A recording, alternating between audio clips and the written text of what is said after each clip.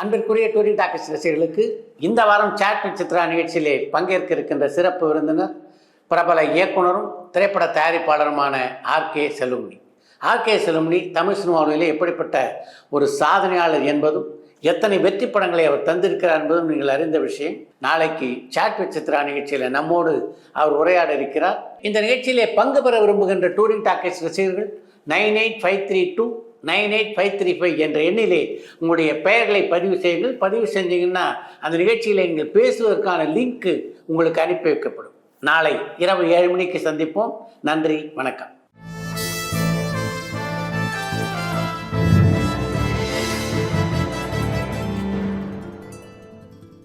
Touring talkies ரசிகர்களுக்கு வணக்கம். வாங்க லென்ஸ் நிகழ்ச்சிக்கு போகலாம்.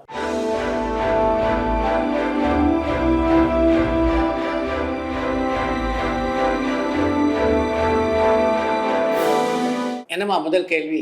தனுஷ் இயக்கும் நிலவுக்கு என்மேல் என்னடி கோபம் திரைப்படம் எப்போ ரிலீஸ் ஆகும்னு குடியாத்தம்ல இருந்து கோபால் கேட்டிருக்காங்க. தனுஷுடைய இயக்கத்திலே உருவாகியுள்ள நிலவுக்கு என்மேல் என்னடி கோபம் என்ற படத்துடைய படப்பிடிப்பு முழுவதுமாக முடிவடைந்து விட்டது. இந்த வருடம் டிசம்பர் மாதம் 21ஆம் தேதி என்று அந்த படத்தை வெளியிடுவது அப்படின்னு அந்த படக்குழுவினர் முடிவு செஞ்சிருக்காங்க.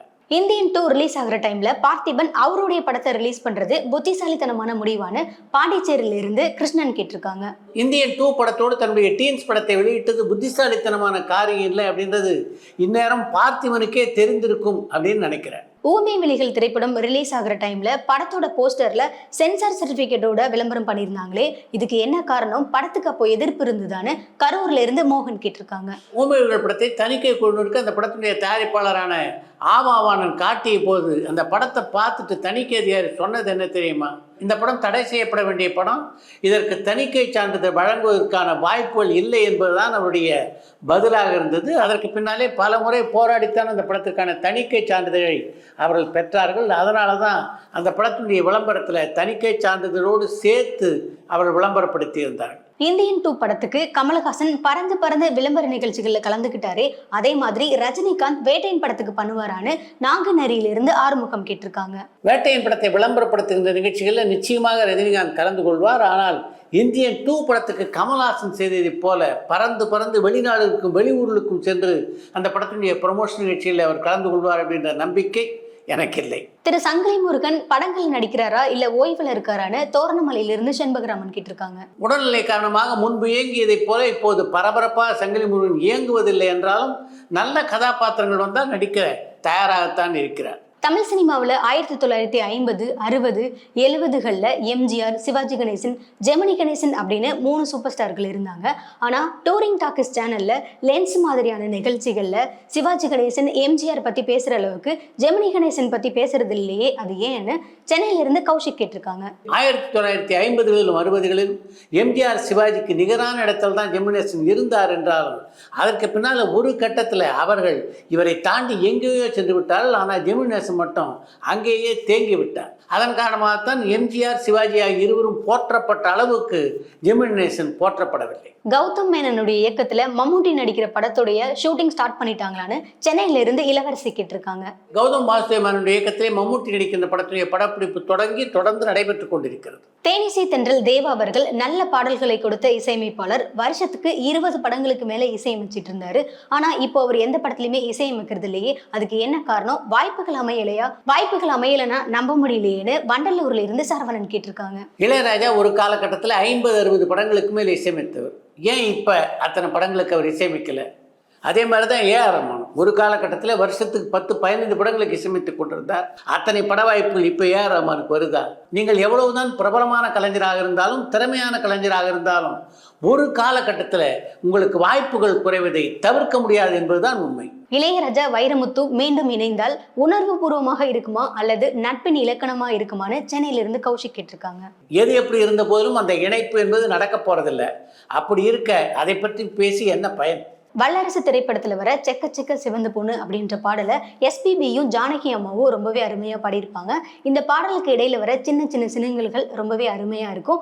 இந்த சினுங்கல்களை எல்லாம் தனியா பாடி சேர்ப்பாங்களா, அப்படி இல்லைன்னா பாடல் பாடும்போதே சேர்ந்து பாடினாதான் நல்லா இருக்கும்னு நான் நினைக்கிறேன். இதை பத்தி உங்களுடைய கருத்து என்னன்னு மதுரையிலிருந்து ராகுல் கேட்டிருக்காங்க. பாடல்களை பாடும்போதே அது போன்ற சினுங்கல்களை எல்லாம் மிக அழகாக சேர்த்து பாடக்கூடியவர்கள் தான் எஸ்பி பாலசுப்ரமணியமும் எஸ் ஜானகியும். தனியாக பாடினாலும் அது போன்ற சின்னங்களை மிக அழகாக சேர்க்கக்கூடிய ஆற்றல் எஸ்பி பாலசுப்ரமணியத்துக்கு இருந்தது. எஸ் ஜானகி இன்றைக்கும் இருக்கிறது. கே பாலாஜியுடைய மகன் திரைப்படங்களை தயாரிக்கிறாரா அல்லது திரையுலக விட்டு விலகிட்டாரான்னு தஞ்சாவூர்ல இருந்து சண்முக சுந்தரம் கேட்டிருக்காங்க. தயாரிப்பாளர் பாலாஜியுடைய மகனான சுரேஷ் பாலாஜி திரையுலகத்தை விட்டெல்லாம் விலகிடலை. இன்னைக்கும் திரைப்பட தயாரிப்பில் ஈடுபட்டு கொண்டுதான் இருக்கிறார். ஆனால் நேரடியாக அவர் படங்களை தயாரிப்பதில்லை. பல திரைப்படங்களுக்கு நிர்வாக தயாரிப்பாளராக இருக்கிறார். சதுரங்க வேட்டை பார்ட் 2 வெளியாக வாய்ப்பு இருக்கான்னு மலேசியாவில இருந்து MK கேட்டிருக்காங்க. சதுரங்க வேட்டை 2 திரைப்படம் வெளிவர வாய்ப்பே இல்லை அப்படின்னு சொல்ல முடியாது. ஆனால் எப்போது வெளிவரும் அப்படின்னு சொல்ல முடியாத ஒரு சூழலில் தான் இன்று வரையிலே அந்த படம் இருக்கிறது. சூப்பர் குட் பிலிம்ஸோடைய 100வது படத்துல மம்முட்டி நடிக்க போறாரு அப்படின்னு வர செய்திகள் உண்மையா? ஆனந்தம் படம் மாதிரி அந்த படம் தமிழ்ல வெளியாகுமா, அப்படி இல்லைன்னா தமிழ் மலையாளம் இரு மொழிகள்லயும் வெளியாகுமான்னு மட்டக்களப்பில் இருந்து மயூரன் கேட்டிருக்காங்க. விஜய் கதாநாயகன் நடிக்க தன்னுடைய 100வது படத்தை தயாரிக்க வேண்டும் என்பதுதான் முதல்ல RB சௌத்ரியுடைய ஆசையாக இருந்தது. அதுக்கு பின்னாலே விஜயனுடைய சம்பளம் எங்கேயோ போய்விட்டது அப்படின்ற காரணத்தினால்தான் அந்த எண்ணத்தை அவர் கைவிட்டார். அதற்கு பின்னாலே சூப்பர் குட் பிலிம்ஸினுடைய 100வது படத்திலே சிரஞ்சீவி நடிக்கப் போவதாக செய்திகள் வந்தன. இப்போ மம்முட்டியுடைய பெயர் வந்து கொண்டிருக்கிறது. சிரஞ்சீவி மம்முட்டி ஆகிய இருவரோடும் நல்ல நட்பில் இருக்கார் RB சௌத்ரி. அதனால அவருடைய 100வது படத்திலே இவர்கள் இருவரில் ஒருவர் கதாநாயகனாக நடிக்க வாய்ப்பு இருக்கு. சமீபத்துல ஒரு நேர்காணல்ல பார்த்திபன் தயாரிப்பாளர்கள் யாரோ அவர் நம்பி முதலீடு செய்ய தயாரா இல்லை அப்படின்னு வேதனையோட சொல்லியிருந்தாரு. அவர் நடிச்சு அவர் சம்பாதிச்சு அவருடைய படத்துக்கு அவரே முதலீடு செய்யணும் அப்படின்றது எவ்வளவு வேதனையான விஷயம். 35 ஆண்டுகள் இந்த சினிமா உலகில இருந்து தனக்குன்னு ஒரு இடத்தை பிடிச்ச பின்பும் இந்த நிலை, இதை நீங்க எப்படி பாக்குறீங்கன்னு விருகம்பாக்கத்துல இருந்து சுரேஷ் கேட்டிருக்காங்க. நான் அந்த பேட்டியை பார்த்தேன். ஆனால் சமீபத்திலே பார்த்திபன் தயாரித்துள்ள டீன்ஸ் படத்தினுடைய ட்ரெய்லரில் தயாரிப்பாளர்கள் என்று பார்த்திபனுடைய பெயரோடு ஏறக்குறைய 4-5 பேர் இடம்பெற்றிருக்கின்றன. அந்த நண்பர்களோடு இணைந்து தான் அந்த படத்தை பார்த்திபன் தயாரித்திருக்கிறார் அப்படின்னு நான் நினைக்கிறேன். அப்படி இருக்கும்போது என்னை நம்பி படம் போட எந்த தயாரிப்பாளர் முன் வரல அப்படின்னு சொல்லியிருப்பது எனக்கு கொஞ்சம் ஆச்சரியத்தை தருகிறது. கே ராஜன் என்னானார் தொடர்ந்து மீடியம் பட்ஜெட் படங்களுடைய விழாக்கள்ல பேசிக்கிட்டு இருந்தவரை கடந்த 6-7 மாதமா எந்த நிகழ்ச்சிகளுமே பார்க்க முடியலையே, இதுக்கு என்ன காரணம்னு யாழ்ப்பாணத்திலிருந்து ஜானி கேட்டிருக்காங்க. கே ராஜனுடைய இல்லத்திலே கடந்த மாதம் ஒரு திருமண நிகழ்ச்சி நடந்தது. அந்த ஏற்பாட்டில் ஈடுபட்டிருந்த காரணத்தினால்தான் கடந்த சில மாதங்களாக திரைப்பட விழா நிகழ்ச்சிகளில் கே ராஜன் பங்கேற்கலை அப்படின்னு நினைக்கிறேன். அக்ரெசிவான வயலன்ஸ் இப்போ தமிழ் சினிமாவில் ஒரு பகுதியாக மாறிடுச்சு. வன்முறை எங்களுக்கு பிடிக்காது அப்படின்னாலுமே எங்களுடைய ஹீரோவுக்காக நாங்கள் படம் பார்க்க போகிறோம், ஆனால் ஆடியன்ஸ் வன்முறையை தான் விரும்புகிறாங்க அப்படின்னு சொல்றது எந்த விதத்தில் நியாயம்? திரைப்படத்தில் எடுக்கிற வன்முறை இப்போ நிஜ வாழ்க்கையிலும் நடக்குது. அதனால அந்த மாதிரியான படங்களை தடை செய்யணும். இதை பற்றி உங்களுடைய கருத்து என்னன்னு மலேசியாவில இருந்து சேகர் கேட்டிருக்காங்க. திரைப்படங்கள் அதீத வன்முறை காட்சி இடம்பெறுவதை நான் விரும்புவதும் இல்லை, ஆதரிப்பதும் இல்லை. நடிகர் ஜெய் திரைப்படத்துறையை விட்டு விலகிட்டாரா? அவரை பத்தி எந்த அப்டேட்டும் வரலையேன்னு திருப்பூர்ல இருந்து லக்ஷ்மணன் கேட்டிருக்காங்க. ஜெய் இப்போதும் சில படங்களில் நடிச்சுட்டு தான் இருக்காரு. ஆனா அந்த படத்தை தயாரிக்கிறது பெரிய நிறுவனங்கள் இல்லை, அதே மாதிரி அந்த படத்தை இயக்குவது பெரிய இயக்குனர்கள் இல்லை. அதனால தான் ஜெய் எந்தெந்த படங்களில் நடிக்கிறார் அப்படின்ற செய்தி பரவலாக வெளியே தெரியாமல் இருக்கிறது.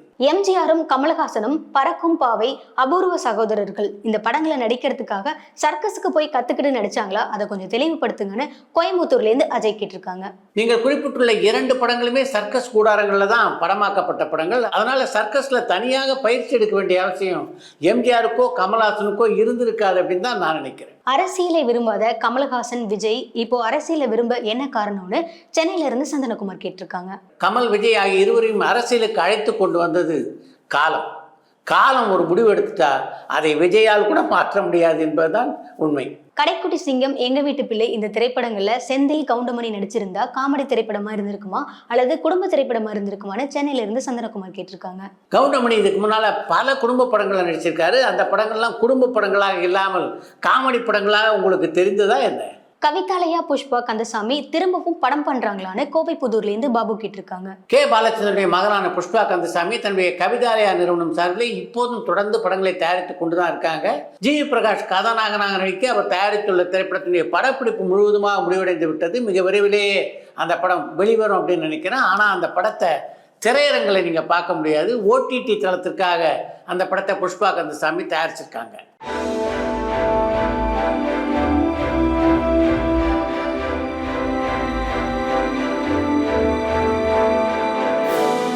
மருதநாயகம் திரைப்படத்துல கமல்ஹாசனுடைய போர்ஷன் மட்டும் நடிச்சு ரெக்கார்ட் பண்ணிட்டா எதிர்காலத்துல AI வச்சு கூட அந்த முழு படத்தையும் ரெக்கார்ட் பண்ண முடியும். இதை கமல்ஹாசன் செய்வாருன்னு பாண்டிச்சேரியிலிருந்து பெருந்தவளன் கேட்டிருக்காங்க. மருதநாயகம் படத்தை பற்றி ரசிகர்களாகி நீங்கள் சிந்திக்கின்ற அளவுக்கு கமல்ஹாசன் சிந்திக்கிறது இல்லை அப்படின்னு நினைக்கிறேன். அவரும் அப்படி சிந்திக்க தொடங்கினார் என்றால் தான் அந்த படத்துக்கு ஏதாவது ஒரு விடிவு பிறக்கும். அடுத்து இன்று ஒரு தகவல். எந்த முடிவாக இருந்தாலும் சரியான நேரத்தில் அந்த முடிவு எடுக்கப்பட வேண்டும். அப்படி சரியான நேரத்தில் ஒரு முடிவு எடுக்கலைன்னா அந்த முடிவினால் எந்த பலனும் ஏற்படாது என்பதை விளக்குவதற்காகத்தான் ஒரு சம்பவத்தை இன்றைக்கு உங்களோடு நான் பகிர்ந்து கொள்ள இருக்கிறேன். லட்சுமிகாந்தன் கொலை வழக்கிலே தயாரிப்பாளர் ஸ்ரீராமுலு நாயுடு, NS கிருஷ்ணன் ஆகியோரோடு MK தியாகராஜ பாகவதர் கைது செய்யப்பட்டது நீங்கள் எல்லோரும் அறிந்த விஷயம். அந்த வழக்கிலே MK தியாகராஜ பாகவதர் கைதாவதற்கு முன்னால அவருடைய திரைப்படங்கள் எல்லாம் மிகப்பெரிய வெற்றி படங்களாக அமைந்திருந்த காரணத்தினால பல தயாரிப்பாளர்கள் போட்டி போட்டுக்கொண்டு MK தியாகராஜ பாகவதற்கு முன்பணம் கொடுத்திருந்தார்.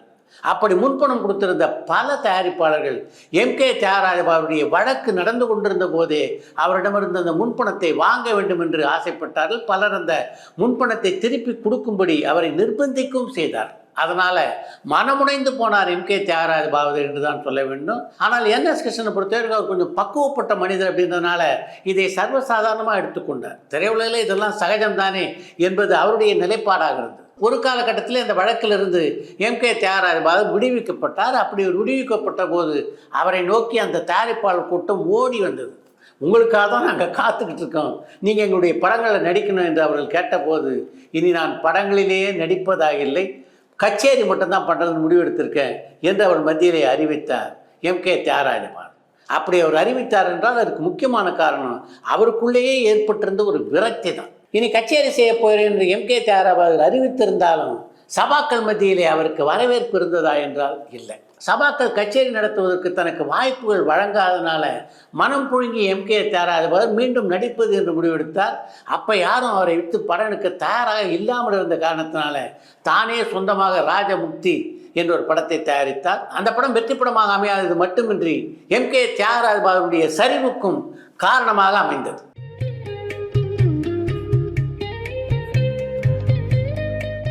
இத்துடன் இன்றைய லஞ்ச் நிகழ்ச்சி நிறைய பெறுகிறது. மற்றும் அடுத்த லஞ்ச் நிகழ்ச்சியிலே சந்திப்போம். பரபரப்பான சினிமா செய்திகள், நட்சத்திரங்களின் பேட்டிகள், சினிமா வரலாறு ஆகியவற்றை பார்க்கவும் படிக்கவும் உங்களுக்கான இணையதளம் tourantalkies.co.